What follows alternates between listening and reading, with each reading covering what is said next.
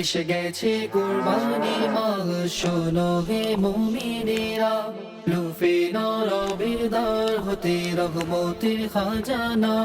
ঈদের দিনে যে মানুষগুলো একদম একা, চারদিকে আজ ঈদ আনন্দ, ভাসছে নতুন জামার গন্ধ, সেমাই আর পায়েসের সুবাস, ছোটদের মনে কি যে উচ্ছ্বাস, অলিগুলির মোড়ে মোড়ে লোকজনদের শত ভিড়ে, কোলাকুলি আর সালামে খুশি যেন সবার মনে। আসলে কি তাই? সেটাই জানতে চাই।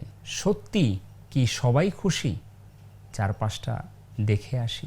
একটি ছোট শিশু, বয়স 7 কি 8, ঈদের মাঠে সবাই নতুন জামা পরে এসেছে, সাদা পাঞ্জাবি, রঙিন ফ্রক, বাবা মার হাত ধরে ঘুরে বেড়াচ্ছে সবাই। সেই শিশুটি একটু দূরে দাঁড়িয়ে পুরনো একটা জামা গায়ে চুপচাপ তাকিয়ে আছে। কেউ একজন জিজ্ঞেস করলো, তোমার বাবা কোথায়? শিশুটি কিছু বলে না, শুধু মাটির দিকে তাকিয়ে থাকে।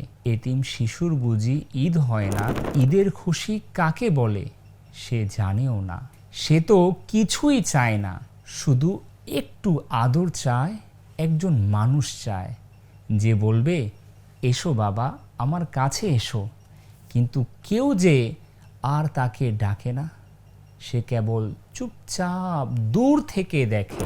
ঈদের নামাজ শেষে যখন সবাই কোলাকুলি করে, তখন এরা কেবল দূর থেকে দেখে। ভিউয়ার্স, এই মুহূর্তে আমি আপনাকে একটাই প্রশ্ন করতে চাই, আপনার আশেপাশে কি এমন কেউ আছেন?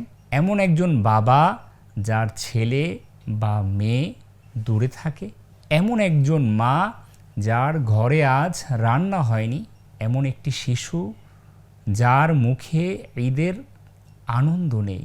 থাকলে আজকেই একটু কাছে যান, শুধু একটা ফোন কল করুন, শুধু একটিবার সালাম দিন, শুধু একটিবার জিজ্ঞেস করুন কেমন আছেন।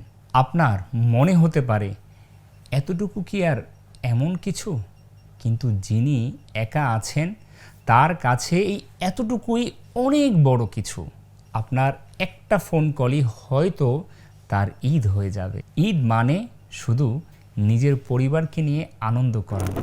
ঈদ মানে হলো যে একা আছে তাকেও আপন করে নেওয়া, যে হারিয়ে গেছে আনন্দের ভিড়ে তাকেও খুঁজে বের করা।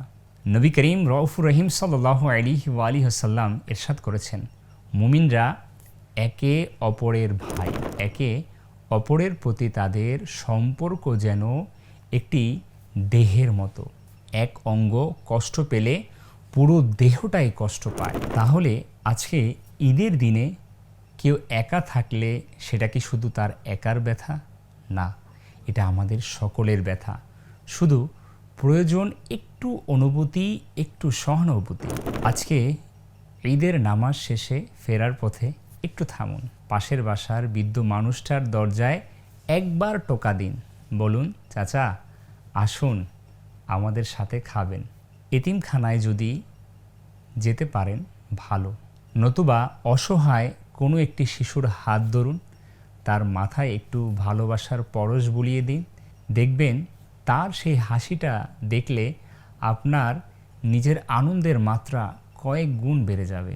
কেননা সত্যিকারের ঈদের আনন্দ তো সেখানেই যেখানে একজন একা মানুষ হঠাৎ অনুভব করে সে আসলে একা নয়, যেখানে একটি ছোট শিশু বুঝতে পারে তাকে কেউ ভালোবাসে, যেখানে একজন বৃদ্ধ বাবার চোখে পানি আসে কিন্তু সেটা আনন্দের পানি।